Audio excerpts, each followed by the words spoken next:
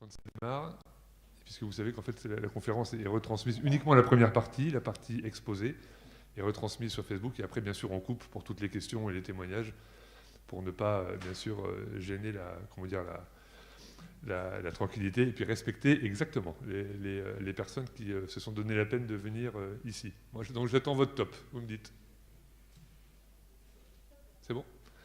Bien, bonsoir à toutes et à tous. Pardon pour l'écho, je vais essayer de parler loin. Merci beaucoup d'avoir pris du temps ce soir pour être présent avec nous pour cette conférence importante. Et je salue celles et ceux qui ont préféré rester chez eux, mais qui regardent en direct sur Facebook cette conférence, mais qui seront privés de questions, puisque les questions-réponses et les témoignages à la fin ne seront pas, bien sûr, retransmis. Je voudrais vous présenter Adeline Sevaux, conseillère municipale, le docteur Romain Jacobs, donc docteur, comme son nom l'indique, gynécologue, à l'hôpital de Villeneuve-Saint-Georges, et puis le docteur Zakharopoulou, Chrysoulou Zakharopoulou, je me suis entraîné pourtant, je me suis vraiment entraîné à le dire, mais c'est compliqué. Enfin bon, j'ai pas écorché le nom. Voilà. Qui est présidente de l'association Info Endométriose et qui est également médecin et qui travaille bien sûr sur cette maladie. Je voudrais saluer les élus présents dans cette salle, Sophie Aïta, Marianne Srir, et Vanina Ettori nous a pas encore rejoint, mais elle va le faire, et Gaël Bougerolles, maire adjoint. Ouais. Je voudrais remercier Adeline d'avoir eu l'idée de cette conférence, parce que moi c'est un syndrome que j'ai découvert en fait il y a quelques semaines, quand Adeline m'en a parlé. Et vous savez qu'ailleurs on a une tradition de conférences, et généralement on traite tous les sujets. Voilà, on ne s'interdit aucun sujet, y compris les plus difficiles, y compris parfois les plus tabous, y compris aussi les plus méconnus. Et avec l'endométriose, d'ailleurs, en fait, ça regroupe les trois, puisque c'est un syndrome qui est à la fois méconnu, peu de gens le connaissent, y compris d'ailleurs les dames, qui parfois en sont atteintes à leur insu. C'est un sujet encore tabou, parce que notamment auprès des jeunes filles, et les docteurs en parleront tout à l'heure mieux que moi, et c'est un sujet aussi qui est difficile, parce qui touche à l'intégrité de la personne, qui est un syndrome très invalidant, et donc très compliqué à étudier, à repérer, à soigner, à traiter, mais des traitements existent maintenant et vous allez pouvoir en parler. Donc j'espère que ce soir, on pourra avoir surtout de bonnes nouvelles et puis avoir que chacun ait, ma foi, des réponses à ces questions. Je crois que c'est ça le plus important. On a la chance de ne pas être trop nombreux dans cette salle. Vraiment que chacun n'hésite pas, après les exposés des docteurs, à poser les questions qu'il souhaite. Et si chacun ce soir repart avec plus rassuré, plus documenté, plus informé, et avec des réponses à ces questions ou à ces angoisses, j'en serai très heureux. Voilà, je vous souhaite à tous une très belle soirée, et je passe la parole à Adeline. Merci, monsieur le maire. Un peu loin. Bonsoir à toutes et à tous. Donc effectivement, il nous paraissait important ce soir et important sur hier de parler de l'endométriose, qui est un sujet encore tabou, un sujet méconnu, mais pourtant beaucoup de femmes souffrent en silence de cette maladie, ou beaucoup de femmes ignorent cette maladie. L'objectif de cette soirée est surtout de sensibiliser, d'informer, de parler des traitements. Merci. Ah oui, c'est mieux. Et surtout que vous puissiez poser vos questions vraiment sans tabou. C'est vraiment l'objectif de cette soirée, que chacun, chacune puisse s'exprimer et trouver effectivement de l'information et des réponses. Donc cette conférence, elle s'est construite à plusieurs, et je tenais à remercier mes collègues qui, de par leur délégation et de par leurs idées, ont permis de faire grandir cette conférence. Donc Marianne Srir, adjointe au maire, élue à la jeunesse et aux loisirs. Sophie Aïta, conseillère municipale, élue à la santé. Et Sophie Aïta qui va nous rejoindre dans quelques instants. Vanina Ettori, qui va nous rejoindre dans quelques instants, qui est conseillère municipale, élue aux droits de la femme. Et puis nous avons la chance, comme l'a dit monsieur le maire, d'avoir deux intervenants qui chaque jour traitent des patients qui ont l'endométriose, qui sont proches des femmes et qui veulent faire bouger les lignes par rapport à cette pathologie. Donc je vous représente le docteur Chrysoula Zakharopoulou, qui est donc la présidente de l'association Info Endométriose et gynécologue chirurgienne auprès de l'hôpital des instructions des armées Bigen. Et puis le docteur Romain Jacob, qui est gynécologue obstétricien au CHI Lucie et Raymond Aubrac de Villeneuve-Saint-Georges. Donc voilà, tous les deux vont nous parler de cette pathologie. Et le déroulé de cette soirée, c'est vraiment parler de cette pathologie, de ses symptômes, des traitements qui existent pour vivre avec cette maladie. Et voilà, surtout, n'hésitez pas en fin de séance à poser vos questions. Donc maintenant, nous vous proposons de mettre des mots sur ces mots, de briser les tabous. Et Dr Jacobs, je vous donne la parole. Merci Adeline. Bonsoir à toutes et tous. Merci Monsieur le maire de m'avoir invité. Vous avez un cadre magnifique, hein, vraiment absolument splendide. Concerto de Chopin pour nous accueillir, c'est magnifique. Donc moi je me présente comme moi je suis praticien hospitalier dans un hôpital général. Est-ce qu'il y a vraiment besoin de... Ouais. Ah, c'est pour la transmission, il faut être assez loin. Sinon. Moi, je vais me présenter à contrario de Chrysoula, c'est-à-dire, justement, moi, je suis un gynécologue de proximité. C'est-à-dire que moi, je ne suis pas un expert de la chirurgie de l'endométriose.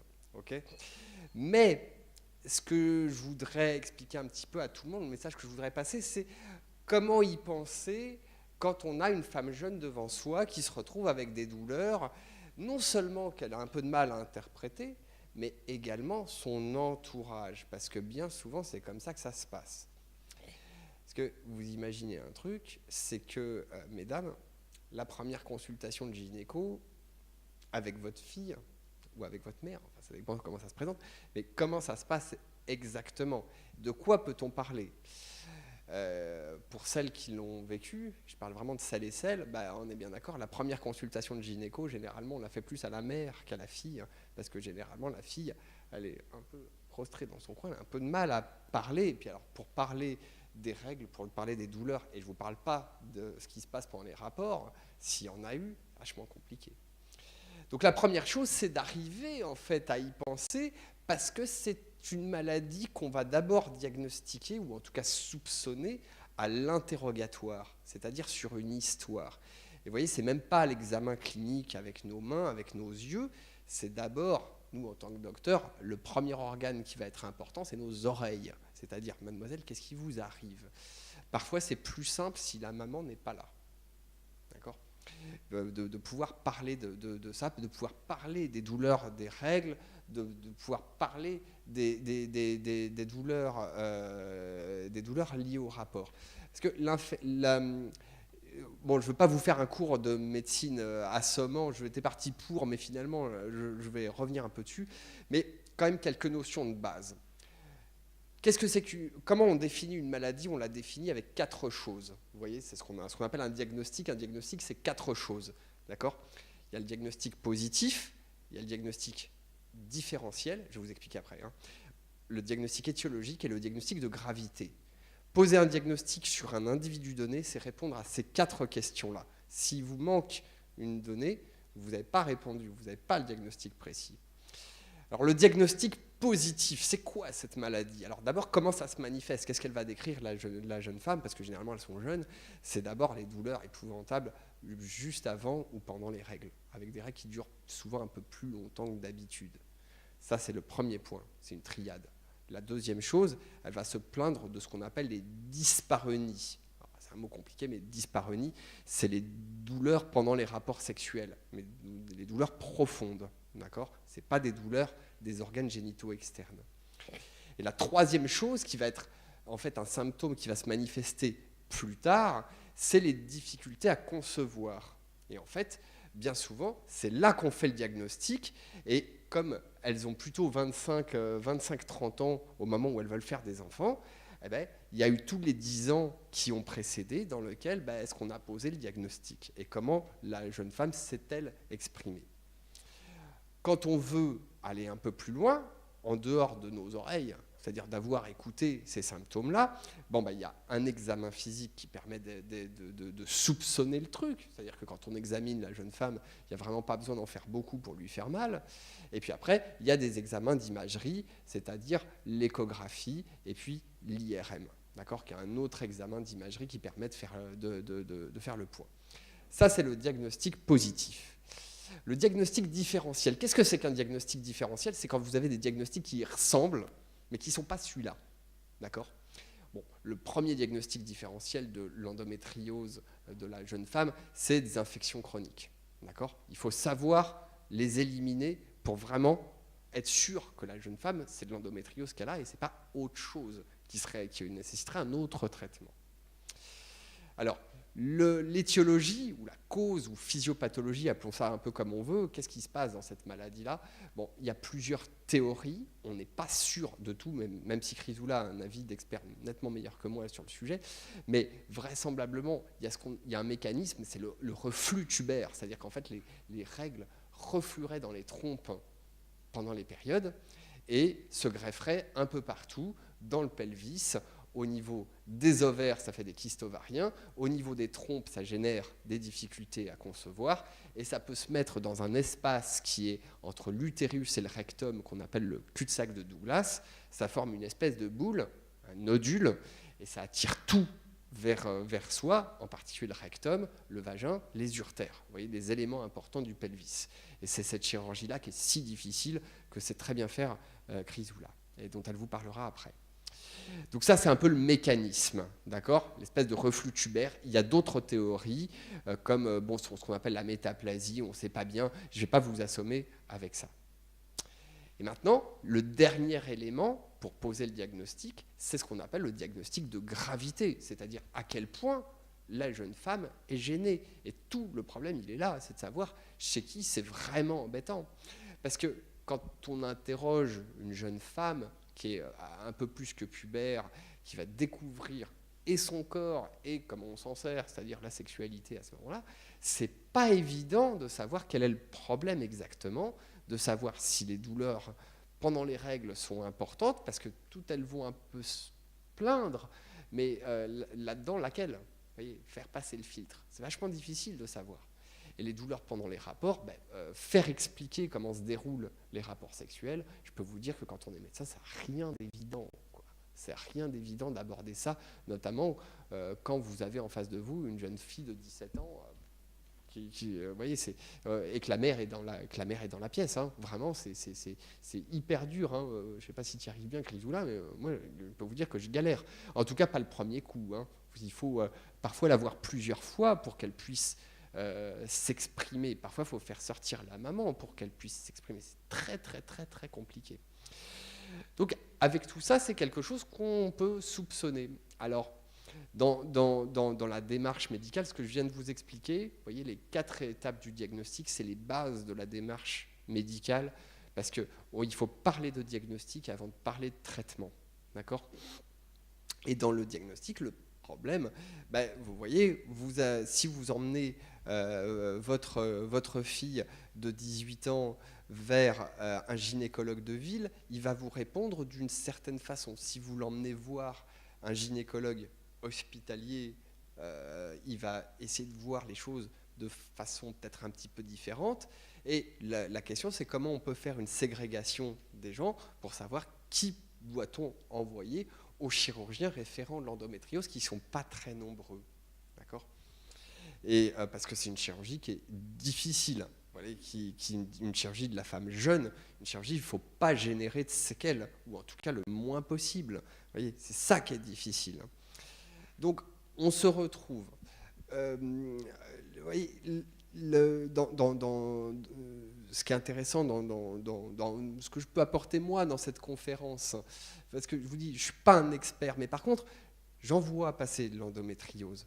J'en vois passer, et le problème, c'est quand on regarde les couches de soignants, vous avez le médecin généraliste, vous avez le gynécologue de ville, vous avez le gynécologue d'hôpital, et puis après, vous avez l'artillerie lourde du gynécologue de CHU ou éventuellement instruction des armées.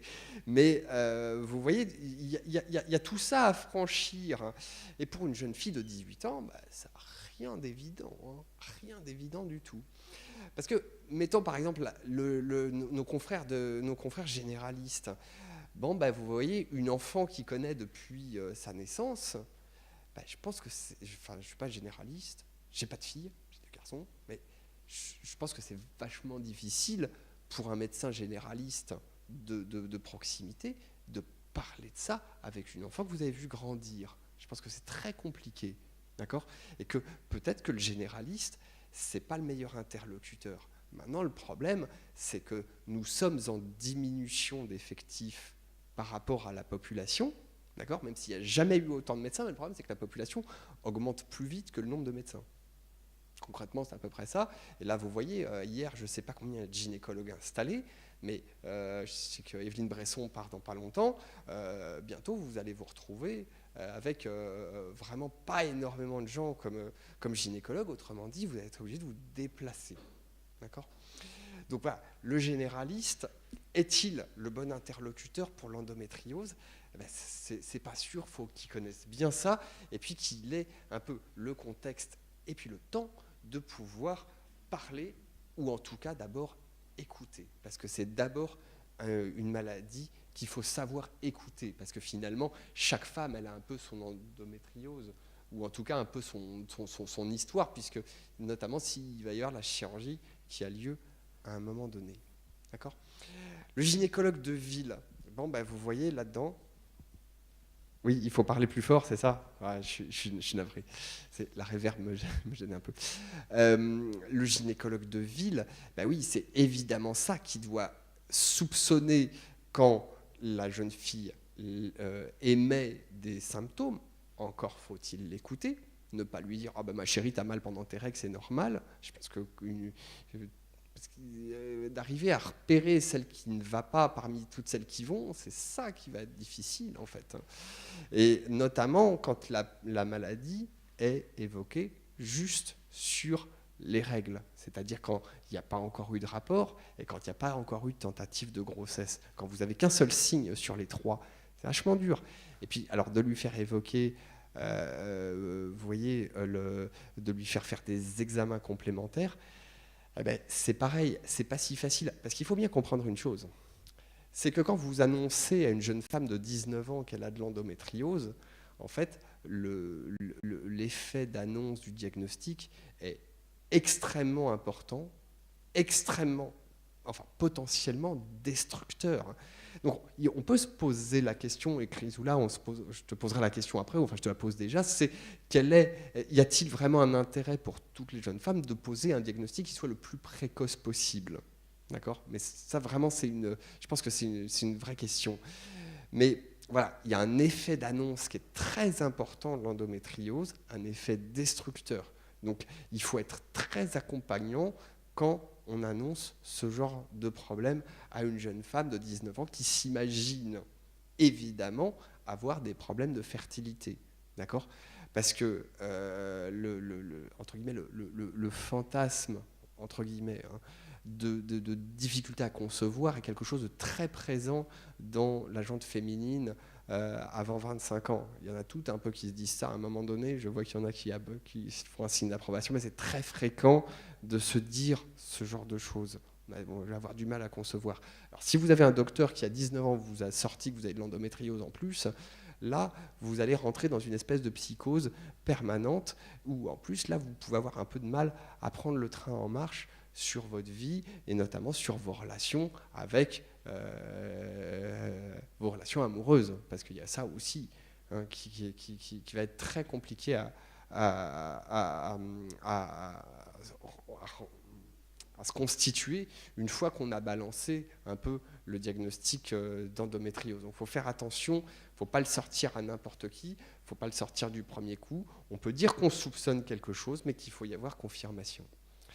Parce que là-dedans, il y a aussi un autre truc, et c'est là que c'est particulièrement vicieux dans cette maladie par rapport pour plein de femmes, c'est que vous avez en fait des femmes dans lesquelles l'endométriose a une traduction radiologique, c'est-à-dire par exemple qui ont un kyste de l'ovaire. Alors le kyste endométriosique, qu'on appelle également l'endométriome, moi c'est quasiment les seules endométrioses que j'opère, c'est kyste endométriosique, parce que c'est pas très compliqué, mais celles-là, on arrive bien à les repérer en radiologie, en échographie.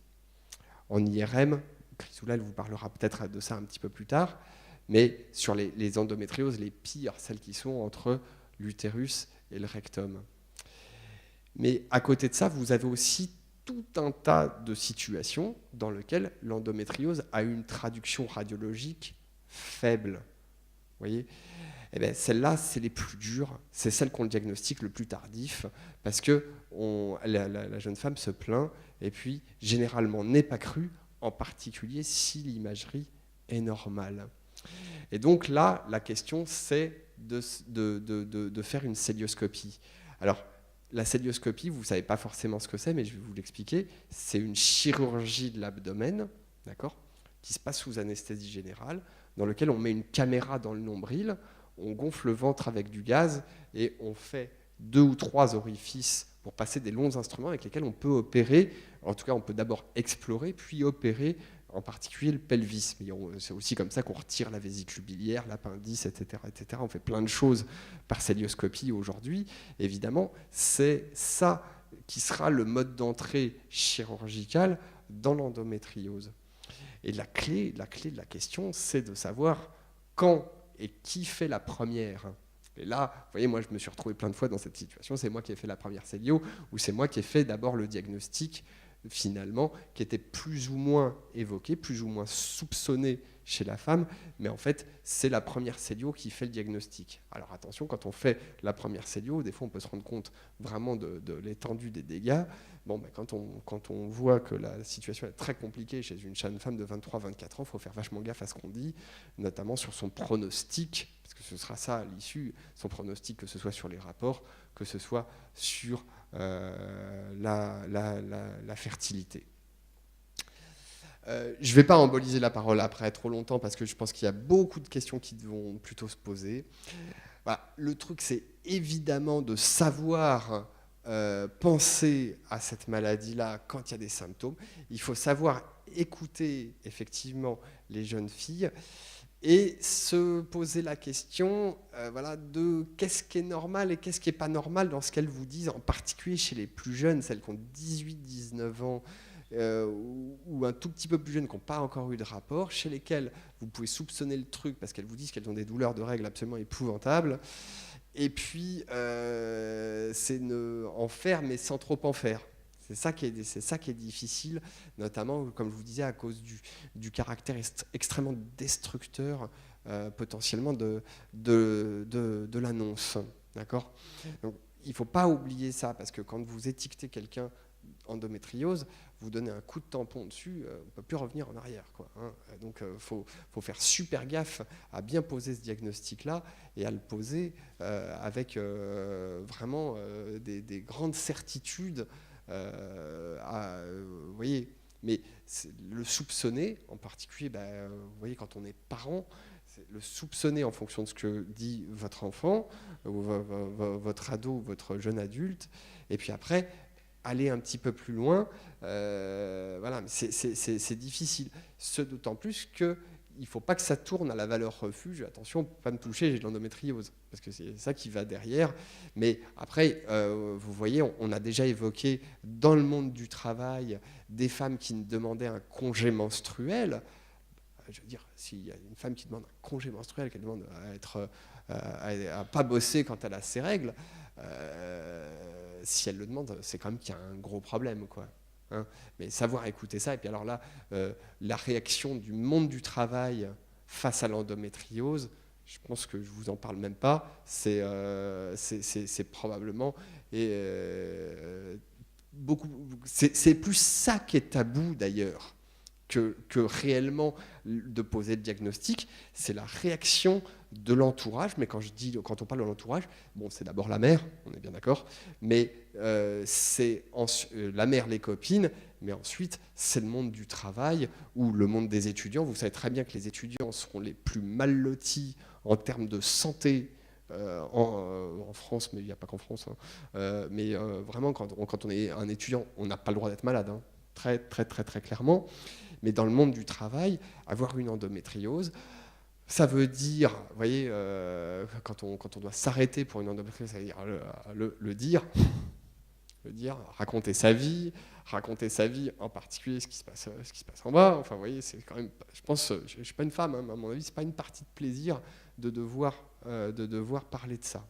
D'accord ? Donc voilà, le message, voilà, c'est d'essayer de comprendre le filtre dans lequel doivent passer les adolescentes si jamais elles vous présentent, elles vous parlent de symptômes qui peuvent l'évoquer comme les douleurs importantes de règles. Et puis là-dedans, bah oui, d'explorer au maximum qu'on puisse faire pour essayer de poser le diagnostic, mais voilà, de le poser avec des pincettes, sachant son retentissement, et savoir évidemment poser un diagnostic de gravité, c'est-à-dire les atteintes les plus compliquées, les plus sévères. Voilà, c'est celle-là qu'il faut savoir envoyer au centre référent, parce qu'il y a des centres référents de l'endométriose. Alors après, les centres référents de l'endométriose, ce qui est difficile, là, je vous présente un petit peu, mais c'est vrai que oui, ils font de la chirurgie. Vous l'envoyez, c'est pour se faire opérer. D'accord ? Mais si la patiente en question, elle ne veut pas trop se faire opérer ou pas tout de suite, elle est plus intéressante. Non, mais c'est pas du chiquet, ce que je vous raconte là. Donc voilà, c'est arriver à gérer un bon traitement médical, de savoir quand est-ce que la chirurgie elle doit avoir lieu dans le parcours. Et là-dessus, je reviens quand je vous disais que un peu chaque femme elle a un peu son histoire d'endométriose, parce qu'il va y avoir une histoire probablement chirurgicale, mais que celle-là, si elle a lieu à 19 ans parce qu'il y a des douleurs, si elle a lieu à 26 ans parce qu'il y a une infertilité, ce ne sera pas tout à fait la même histoire. Hein ? Tu veux en parler, toi, ou pas ? Pas spécialement. Alors, le trait... Non, mais on peut l'évoquer, parce que, encore une fois, Chrysoula et moi, on ne va pas regarder les choses du tout avec les mêmes yeux. C'est ça qui est intéressant. C'est ça qui est intéressant, c'est ça qui rend la conférence riche. Hein. Dans les traitements, il y a bien évidemment d'abord des traitements médicaux, des traitements chirurgicaux, et puis un traitement de base qui est le minimum de psychologie qu'on doit avoir, non seulement nous soignants avec la jeune fille, mais également, ça veut dire qu'on doit éduquer la jeune fille, mais également qu'on doit éduquer son entourage, c'est-à-dire expliquer aussi à l'entourage, encore une fois d'abord, généralement à la mère, mais ça peut être au conjoint, au papa, ça peut être à n'importe qui, mais d'expliquer comment les choses peuvent se dérouler pour essayer d'améliorer le confort de la vie le mieux possible.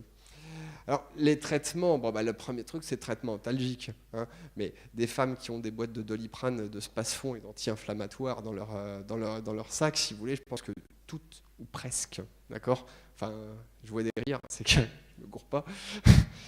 Ça fait vraiment partie des traitements de base. Après, il y a l'hormonothérapie qui va présenter plusieurs aspects. Le premier, ce sera la contraception œstroprogestative, la pilule, le truc vraiment de base. Alors, ce qui peut se faire, c'est dans certaines situations, mais encore une fois, chacune a un peu son traitement, c'est la pilule en continu. Ça permet de faire sauter les règles. Vous avez toutes fait ça un peu l'été ? Hein ? Qui l'a pas fait ? En fait, c'est pareil, c'est le même principe. Hein. On fait prendre 3 mois la pilule sans arrêt. Les règles n'ont pas lieu. Moins mal. D'accord ? Parce que quand la douleur est installée, ça fait de plus en plus mal. Elle supporte de moins en moins. C'est vraiment, c'est compliqué, je pense, de vivre avec une pathologie douloureuse chronique. D'accord ? Donc ça, c'est la première chose, la contraception. Okay, l'œstroprogestatif, il y a également les progestatifs purs, je ne vais pas vous assommer avec tous ces traitements-là. Puis après, vous avez des trucs un peu plus lourds. Alors, le truc le plus lourd, c'est ce qu'on appelle les agonistes. Alors, les agonistes, c'est une injection qui vous ménopause pendant 3 à 6 mois. Il faut quand même envisager que quand on fait ça, c'est vraiment quand c'est plus possible, parce que les effets secondaires sont épouvantables, elles font des bouffées de chaleur abominables, elles sont sans arrêt angoissées quand les règles reprennent. Enfin, il ne faut pas l'idéaliser, ce traitement-là. D'accord ? Donc ça, c'est le traitement, les traitements médicaux de base. Après, il y a la chirurgie. Alors la chirurgie, elle est ciblée en fonction du problème.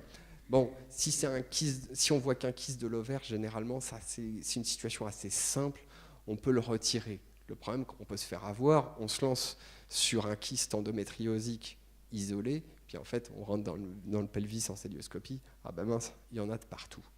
Et là, il faut faire un diagnostic, on fait un diagnostic de gravité plus important. Là, c'est vraiment une situation difficile. donc le kyste de l'ovaire. Deuxième problème, par exemple, la jeune femme, elle essaie d'avoir un bébé, elle n'y arrive pas. Il faut aller déboucher les trompes. Bon, allez, on va déboucher les trompes. Mais là-dessus, il y a la FIV qui fonctionne bien et qui permet d'éviter d'en opérer certaines. Et c'est souvent pas plus mal. D'accord. Puis alors, le reste, c'est la chirurgie de l'endométriose sous-péritonéale. Moi, j'ai vu ça pour la première fois, vous voyez, c'était en 2002 à Bichat, quand j'ai fait mes études. À cette époque-là, il y avait 3, 4, 5 gros patrons qui savaient faire ça, et puis qui étaient qui faisaient un peu de rétention sur leur savoir-faire. Vous voyez, ils ne formaient pas d'élèves. Là, aujourd'hui, les choses sont un petit peu différentes. Il y a quand même plus de chirurgiens de l'endométriose en 2018 qu'il n'y en avait au début des années 2000. Malgré tout, vous voyez, j'ai envie de vous dire quand même, il ne faut pas se faire opérer n'importe comment. Je ne dis pas par n'importe qui, d'accord ? C'est pas ça que je veux dire. C'est plutôt n'importe comment ou plutôt n'importe quand. Ça se calcule. Il faut bien calculer son coût. Sauf, évidemment, de temps en temps, il faut faire de la chirurgie en urgence, mais quand même, globalement, il vaut mieux calculer son coût. Voilà. Donc, il n'y a pas de traitement curatif réellement de l'endométriose. On va parler de moyens thérapeutiques, on va parler de stratégie globale pour un individu donné, mais voilà, c'est encore une fois, dans les années 2018, vous voyez, on fait participer évidemment le plus possible les gens à leurs propres soins, à leurs propres traitements, pour que déjà, premièrement, l'adhésion aux soins soit la meilleure possible. Et ensuite, il faut savoir que c'est une maladie chronique, donc ça veut dire que les gens, on va les revoir. Et on peut les suivre pendant plusieurs années, quitte à, tiens, il y a une première chirurgie là, je l'envoie se faire opérer du nodule de la cloison, et puis vous revenez me voir après, il y a un bébé, vous voyez, c'est ça l'histoire de la femme, hein. Entre 18, 20 et puis 40, 45 ans, les histoires d'endométriose finissent généralement aux alentours de la ménopause. Il peut y en avoir qui ont encore mal après. Voilà. Ok. Je vous remercie de votre attention.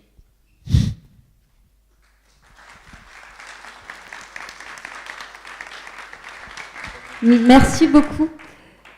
Donc, docteur Zakharopoulou, à vous. Bonsoir. Monsieur le maire et à toute votre équipe, on peut dire. Merci beaucoup pour cette invitation. Merci beaucoup pour l'intérêt que vous portez à ce sujet. Personnellement, il est un sujet que je porte dans mon cœur et je milite pour ça. Mon collègue, il a voulu me présenter comme un spécialiste. Moi, ça fait 17 ans que je travaille sur ces sujets parce que j'ai eu la chance, quand je faisais mes études à Rome, de travailler avec quelqu'un qui faisait cette maladie. Et après, j'ai continué toute ma formation à travailler avec des personnes, des chirurgiennes, qui s'occupaient de cette maladie. Mais le problème pour moi, c'est plus profond. Comment c'est possible une maladie qui touche une femme sur 10 en âge de procréer, ça veut dire quelques millions quand même de femmes françaises, une maladie pourquoi moi je suis expert et mon collègue non, vu qu'en théorie on a fait les mêmes études, et pourquoi ces retards de diagnostic de 10 ans? Alors vous voyez beaucoup de questions qui se sont posées, et alors en travaillant avec toutes ces personnes assez connues au monde pour ces sujets, avec beaucoup de publications, avec des opérations, j'ai compris qu'il y avait un grand problème.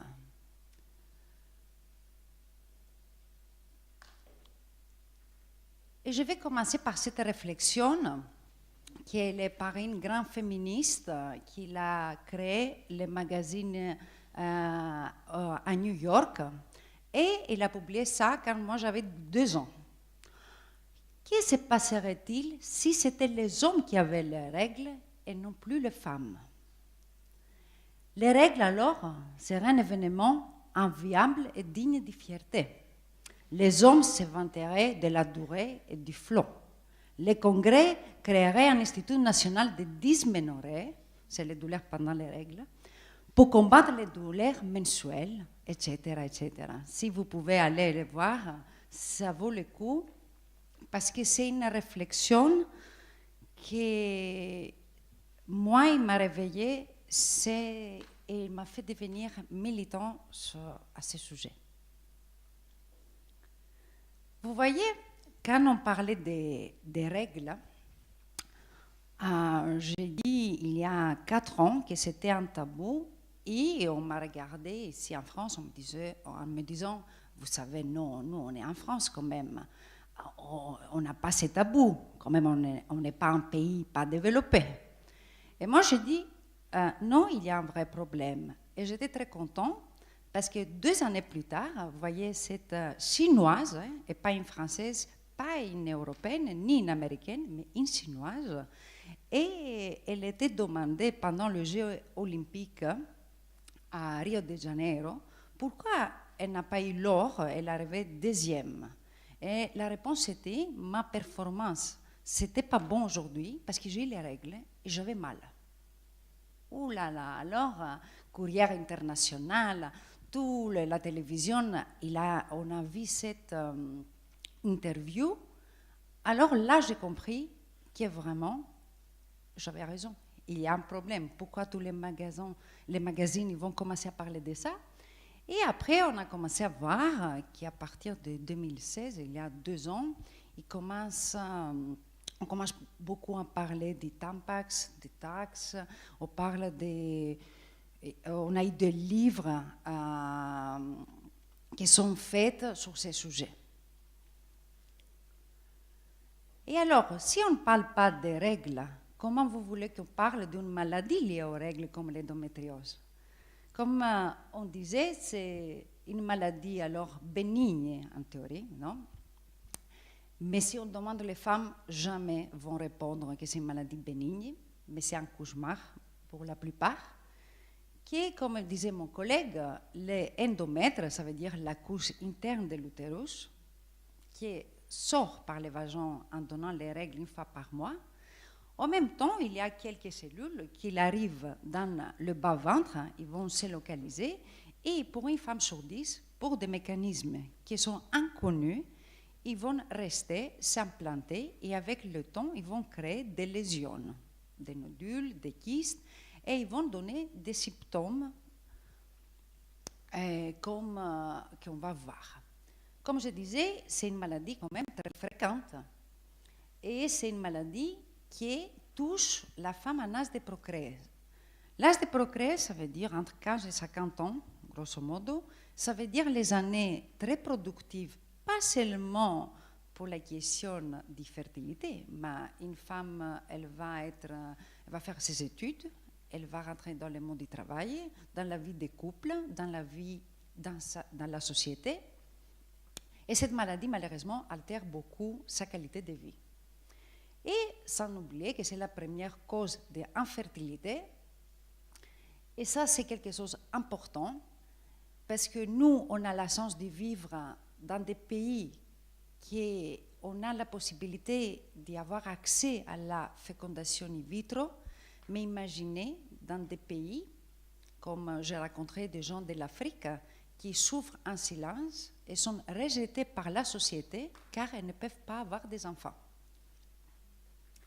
On ne connaît pas les nombres précis, on n'a pas des études épidémiologiques.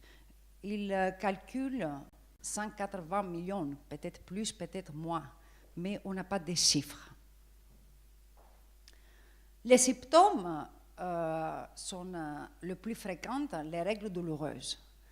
Et ces règles qui peuvent être au début seulement pendant les périodes des règles, mais qui avec le temps peut prendre des dimensions qui sont des règles en continu, des douleurs en continu, des douleurs pendant les rapports sexuels. Et s'il y a des organes souvent qui sont touchés, comme l'intestin, la vessie, l'urétère, on peut avoir des autres symptômes, comme vous voyez, avec ballonnement, douleur à la défécation, douleur à la miction, et bien sûr l'infertilité. J'ai mis tout est dans votre tête. Alors, les médecins, je vais parler de nous avant de parler de vous, on a une tendance, ou on avait jusqu'à il y a quelques années, à ignorer ou à minimiser les symptômes. Que les femmes sont un peu hypochondriaques, qui exagèrent, qui sont un peu déprimées et hystériques, ces formes de sexisme que je vais combattre jusqu'à la fin de ma vie, que je déteste, mais aussi parce que est-ce que les règles, quelque chose de très intime, c'est difficile de parler avec un médecin homme. Et aujourd'hui, vous voyez, nous, on est une nouvelle génération qui on a changé, qu'il y a aussi la loi Kustner qui a changé la relation patient-médecin. Mais si on va voir les générations un peu avant nous, ou aussi notre maître, c'est une autre relation entre patiente et médecin. Alors ça, c'est en train de changer et je pense tant mieux. Mais si tout est dans votre tête, c'est pas seulement pour les médecins, mais les femmes aussi. Les femmes ignorent souvent les symptômes et c'est très difficile de comprendre qu'est-ce que c'est normal et qu'est-ce que c'est pas normal. Car les premières gynécologues de tous nous, c'est notre mère. Partout, dans toutes les religions, dans tous les pays. Ça veut dire qu'il y a des cultures où les mères disent que c'est normal de souffrir et quand tu vas te marier, ça va tout passer. Il y a des autres mères qui vont dire que la fille fait du cinéma parce qu'elle ne veut pas aller à l'école. Alors, c'est une excuse. Il y a des autres qui vont porter chez les médecins, mais ça que c'est sûr, que si quelqu'un il a mal et qui ne sait pas l'exprimer, parce qu'il ne sait pas distinguer la normalité par ça que c'est pathologique, mais aussi parce que quand il parle à l'entourage, personne ne le croit, ça veut dire qu'il y a un problème et commence à dire qu'il y a quelque chose qui ne va pas. Et le résultat de toute cette double responsabilité de médecins d'un côté et de femmes de l'autre côté, c'est ça. 7 à 10 ans de retard de diagnostic. Ça veut dire pendant 10 ans, quelqu'un souffre, quelqu'un ne sait pas qu'est-ce qu'il a. Et ça, c'est horrible. Et pour répondre à mon collègue, qu'est-ce que ça change de savoir que j'ai une pathologie? Moi, je pense que ça change tout. Parce que quand moi, je sais qu'est-ce que j'ai, je suis patron de mon corps déjà. Et je peux, comme je dis moi, de m'organiser. Parce que souvent, je vois des patientes qui ont aujourd'hui 40 ans, qui sont diagnostiquées très tard, qui étaient un peu victimes de tout ça et qui n'ont pas pu avoir des enfants ou ils ont une qualité de vie très, très basse. Et là, je dis que vraiment, le fait de connaître, c'est toujours connaître, c'est il te donne l'indépendance, il te donne la puissance, le contrôle de toi-même. Je ne vais pas rentrer dans la chirurgie, dans les traitements, parce que mon collègue l'a dit, je suis ici pour les questions, parce qu'il a expliqué. Je vais vous montrer pourquoi aujourd'hui en France on parle de cette maladie, pourquoi votre mère avec Adeline, ils ont décidé d'organiser ça. Parce que ça, il y a 5 ans, personne n'aurait imaginé que ce soir, nous sommes ici à parler de ces sujets. Cette maladie, comme on disait, c'est une maladie complexe. C'est comme ils disent en anglais, la social disease, et je la traduis comme maladie sociétale. Elle a un impact, première chose, comme on disait, psychologique, parce que la personne qui souffre, elle est déprimée des fois à cause des douleurs, elle présente anxiété, une fatigue chronique, les troubles de l'humeur. Après, il y a quelque chose d'important que je vis ce soir, par exemple, beaucoup de couples. Moi, je l'appelle la maladie du couple, parce qu'elle a un impact familial. D'un moment qu'il y a un des deux qui souffre, au fond, souffre toute la maison. Et c'est très difficile, si quelqu'un souffre, de prendre soin de sa famille, mais imaginez si une femme, elle a aussi douleur tout le temps et douleur pendant les rapports sexuels, c'est très difficile la relation entre l'homme et la femme, et encore plus quand un couple essaye d'avoir un enfant et qui ne peut pas avoir des rapports sexuels, vous comprenez la difficulté de leur vie intime. Et il y a un autre impact pas négligeable, c'est économique. Cette maladie, il a un coût individuel et il y a un coût important pour toute la société. Parce que si on a un retard de diagnostic, ça veut dire que la personne elle va commencer à faire beaucoup de consultations avec des généralistes, avec des gynécologues, jusqu'à le moment qu'il trouve un diagnostic. Et il va faire plusieurs examens, parce que aussi les examens radiologiques, il faut que ce soit fait par des gens qui sont formés, parce que sinon, si vous allez voir l'histoire d'une patiente, d'habitude, elle a fait des examens qu'ils n'ont jamais rien vu. Ce n'est pas qu'ils n'ont rien vu et que les collègues, peut-être, n'étaient pas formés et ne savaient pas voir. Et après, il a un coût pour toute la société. Un impact socio-économique très important, peut-être nous sommes un pays où le système de la santé c'est merveilleux, il est gratuit, mais il faut aussi commencer à voir, et la dernière période vous voyez que le personnel de santé ne peut plus, il y a aussi un coût. Et alors en 2002, on parlait d'un coût annuel d'endométriose de 22 milliards, plus de la maladie de Crohn, je ne sais pas si vous connaissez cette maladie inflammatoire de l'intestin, ou les céphalées, qui quand même, vous voyez, un coût très important. En Europe, j'ai mis 30 milliards qui correspondent à les coûts d'arrêt de travail en 2005 à cause de l'endométriose. Ça, c'était les coûts aux pays européens. C'est très intéressant, je vous ramène à une étude qui a été faite pour analyser les coûts de la maladie et la qualité de vie dans des centres de référence. Et on va voir, tu peux avancer, merci, qu'il y a une réduction de la qualité de vie assez importante pour les femmes atteintes d'endométriose. Et que si vous allez voir l'impact économique, par an, le total des coûts est environ 9 500 €. Et ça qui c'est assez intéressant ici, c'est de voir qu'un tiers, les coûts directs, c'est un tiers seulement, c'est les coûts des soins. Ça veut dire tous les fois qu'on va être opéré, les médicaments, les examens. Et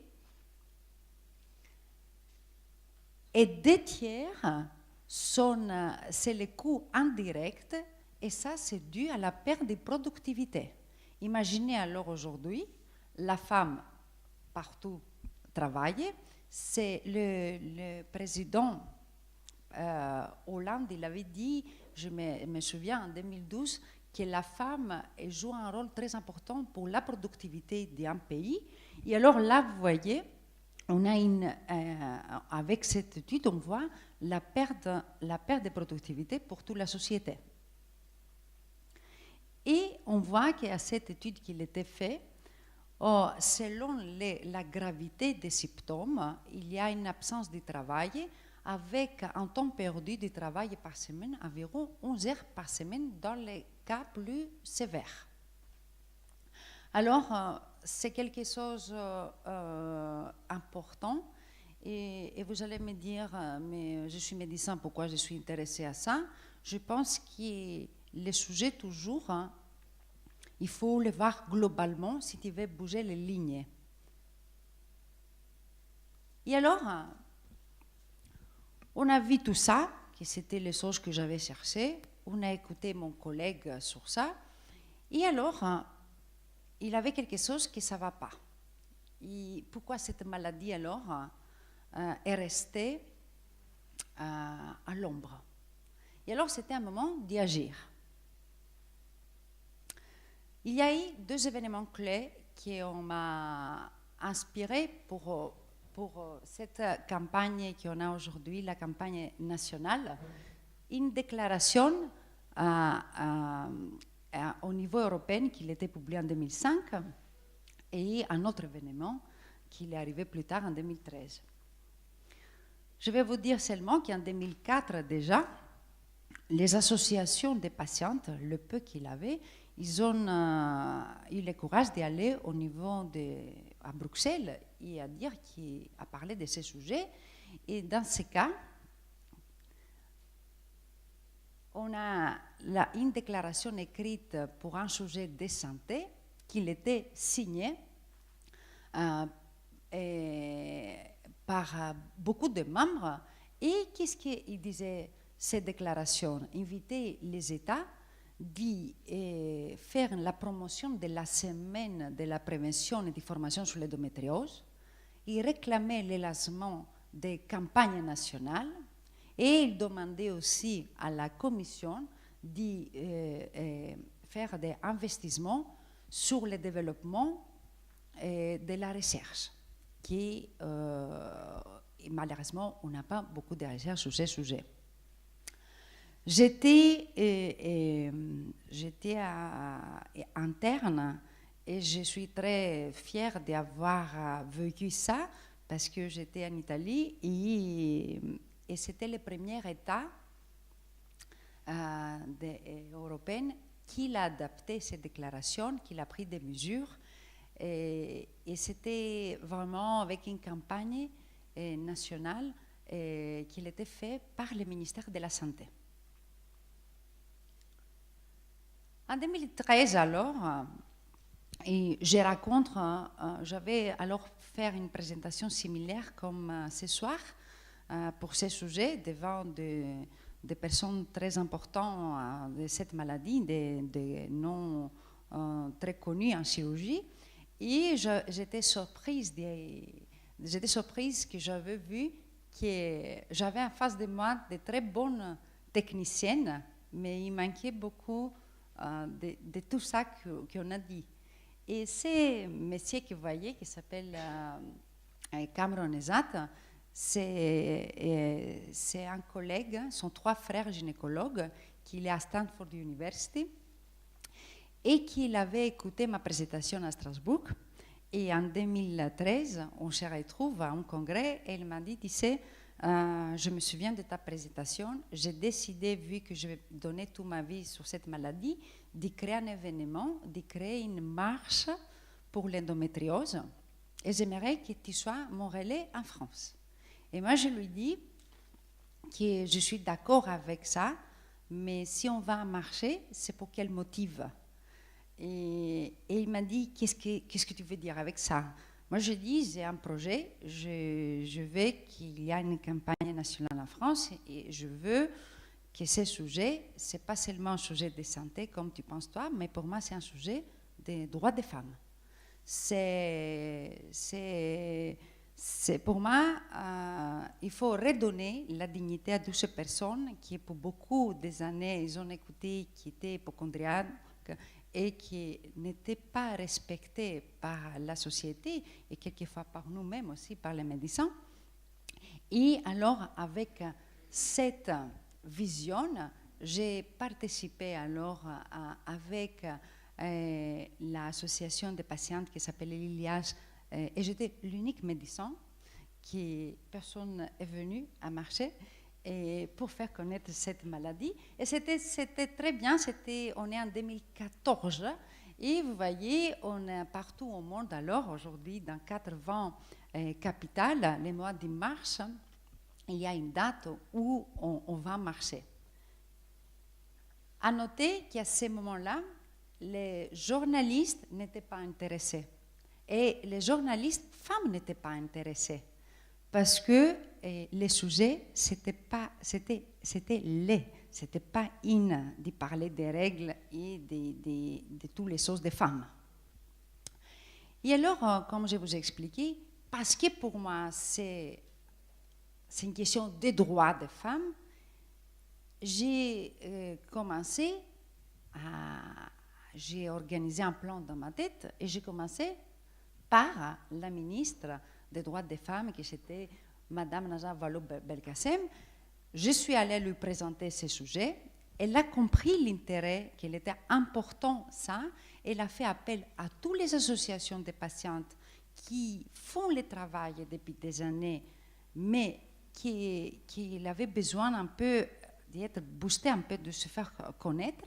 Et alors, on a parlé et il m'a dit qu'est-ce qu'on peut faire. Je dis il faut faire une campagne nationale pour informer les femmes, mais pour informer les adolescents, les grands publics, les entreprises et les médecins.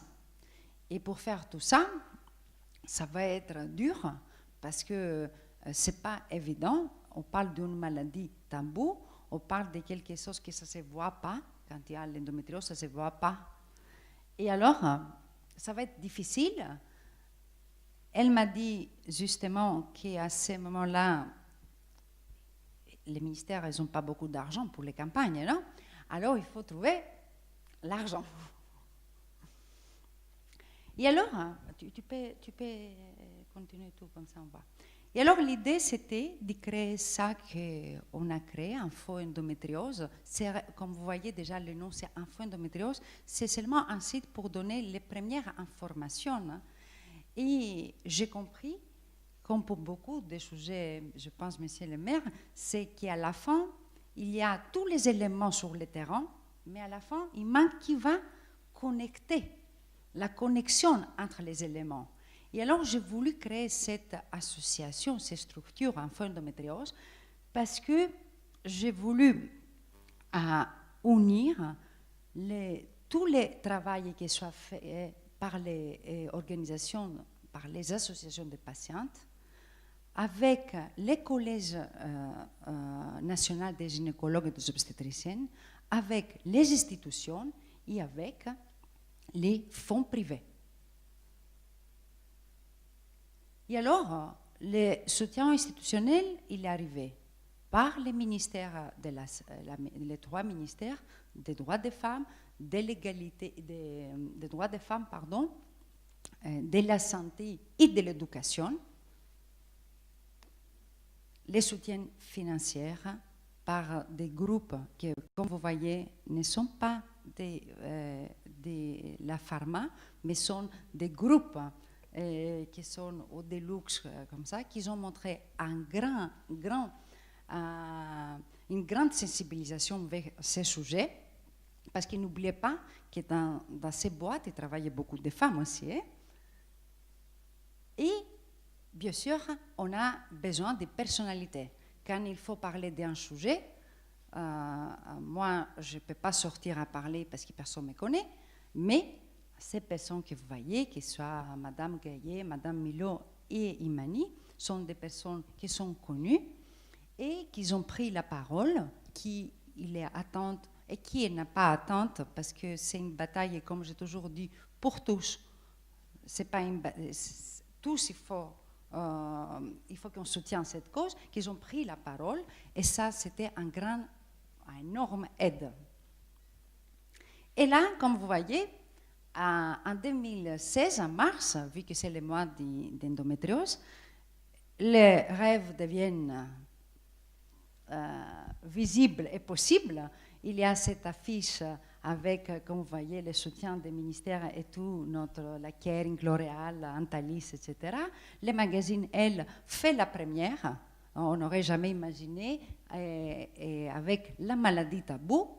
Et là, on voit un changement dans la société, quelque chose qui s'est passé parce que les femmes ils ont commencé à lire, les associations ont commencé à parler plus, les personnalités plus, et aussi les médecins. Dans ces cas, il faut donner des réponses.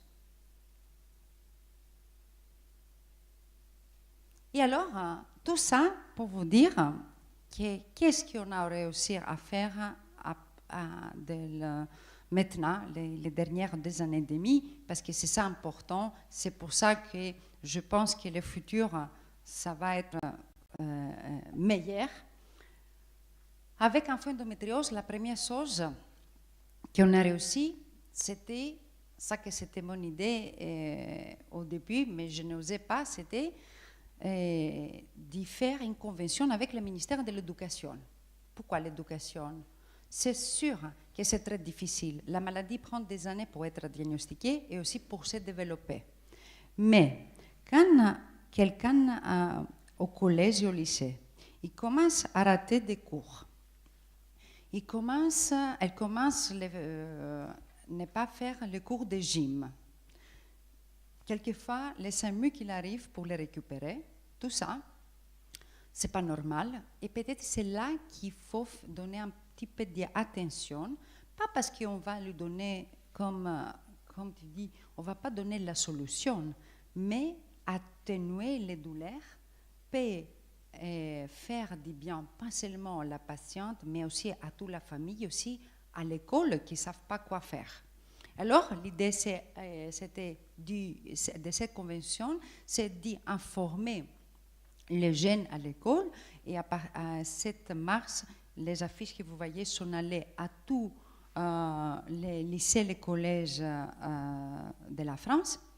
Et on va faire des formations pour les infirmières scolaires, car sont les premiers interlocuteurs. Et je pense que c'est important parce que si on vient d'une famille où il n'y a pas beaucoup de dialogue sur ces sujets tabous, l'école il a un rôle très important pour beaucoup de choses, compris ces sujets. Après, avec le ministère de la Santé, on a eu, pour la première fois, et je suis très très fière pour ça, parce qu'en 2016, pour la première fois, le mot endométriose est rentré dans le feuille de route pour la santé des femmes. Et alors on voit qu'il y a un soutien, pour cette campagne nationale. Et oui. Et il y a les choses importantes, oui, qu'il y a 2 centres à Rouen et à Marseille qui ont fait 2 études pilotes pour voir qu'est-ce que ça va être la prise en charge future. Parce que comme justement tu disais, moi je me souviens, j'avais dit à Madame Marisol Touraine, quand je l'avais vue pour parler de ces sujets, j'ai dit qu'aujourd'hui on se trouve assez problématique avec l'endométriose. En bas sont les généralistes, après sont les gynécologues en général, ville, et après, toutes les personnes ils vont à l'hôpital pour ça. Tout ça, dans la campagne et toutes les actions et les conventions, c'est que dans 10 ans, ces pyramides soient comme il faut. Que quand tu arrives chez les généralistes, ils peuvent t'aider, et quand tu arrives chez les gynécologues en ville, ils peuvent t'aider. Quand tu arrives à mon collègue il dit « Je ne suis pas spécialiste, mais je suis gynécologue, je suis médecin, je connais la maladie », et arriver, c'est très peu à la fin, à l'extrémité de la pyramide, qu'il faut qu'il arrive aux experts, on peut dire, pour être opéré, et aussi pour voir c'est quoi cette interaction de cette pyramide. Il faut qu'il y ait une liaison entre nous, car qui l'opère, il envoie la patiente à ce gynécologue, on l'informe, il reste disponible. C'est ça qu'il faut qu'on fasse, comme pour toutes les pathologies chroniques. Comme ça arrive par exemple pour le diabète, que le médecin généraliste connaît très bien les traitements qu'il prend le patient et il a une communication avec les spécialistes. Et c'est grâce alors à toute cette sensibilisation, la ministre il avait saisi l'Haute Autorité de Santé pour faire les nouvelles recommandations. Les recommandations sont faites entre la Haute Autorité de Santé et le Collège des gynécologues pour la prise en charge. Ça veut dire qu'aujourd'hui, ça faisait 11 ans qu'on n'avait pas fait, et alors pour tout ça, ils se sont trouvés pour voir qu'est-ce qu'il faut faire dans le futur.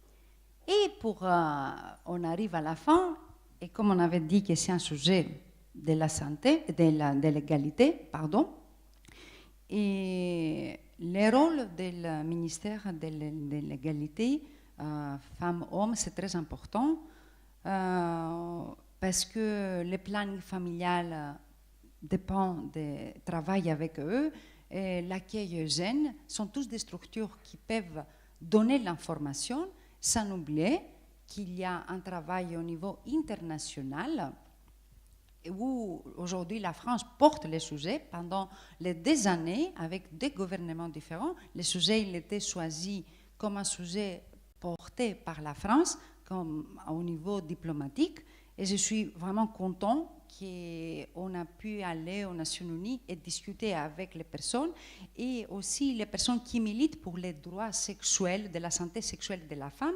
C'est un sujet qui n'est pas connu et qu'il y a beaucoup de choses à faire. Parce que, comme je dis souvent, si on ne connaît pas notre corps, si on ne connaît pas les mécanismes des règles, comment vous voulez aller à parler de contraception à un pays?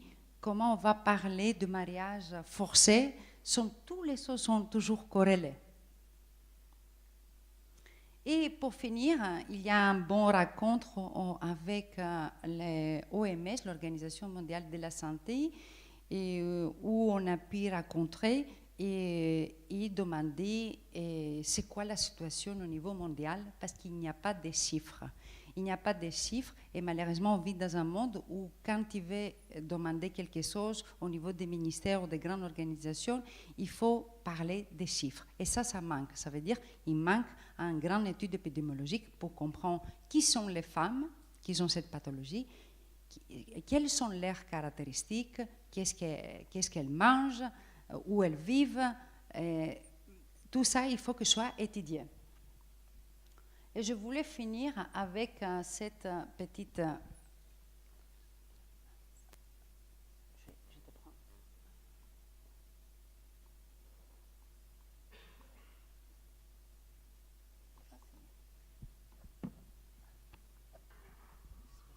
toi qui souffres de crampes violentes pendant les règles. À toi qui ne peux plus sortir de chez toi à ces moments-là et culpabilise de ton absentéisme. À toi pour qui chaque rapport sexuel devient compliqué. À toi qui ne pourra peut-être jamais avoir de bébé. À vous toutes qui avez l'habitude depuis l'adolescence de souffrir en silence. Il est temps de mettre des mots sur vos mots. Vous souffrez d'endométriose, une maladie silencieuse qui vous impose de nouvelles règles. Rendez-vous sur info-endométriose.fr. Je voulais dire alors avec ça que les changements, c'est vraiment maintenant, on voit, et je suis sûre qu'avec tous ces mouvements, les patientes exigent une réponse. Nous, on est obligés, on est obligé moralement d'y donner les réponses. Et je pense qu'il faut que ça change la formation de notre collègues qui sont aujourd'hui étudiants de médecine. Ça commence par là. La féminisation de notre métier, j'espère qu'il va changer, il va aider les dialogues entre nous. La chirurgie, on commence à être plus de personnes qui ont fait des conséquences en forme des personnes. On voit la prise en charge qu'on fait des staffs aujourd'hui. Ça veut dire qu'il y a des dossiers difficiles. Il peut me l'envoyer, je peux lui donner la réponse. On discute tous ensemble au niveau multidisciplinaire. Et il y a aujourd'hui au niveau des ministères un appel pour voir est-ce qu'il faut créer des centres d'excellence et c'est quoi leur rôle. Ça veut dire qu'il y a des mesures qui sont en train de se mettre en place. Cette campagne, je finis avec ces mots. Quand quelqu'un me dit « mais j'ai 40 ans, ça ne me correspond pas parce que moi j'ai une vie très mauvaise », j'ai dit la campagne s'est faite pour la nouvelle génération, que cette douleur et cette tabou autour de cette maladie, il arrête et que ces femmes méritent de vivre dans une société et être épanouies. Merci.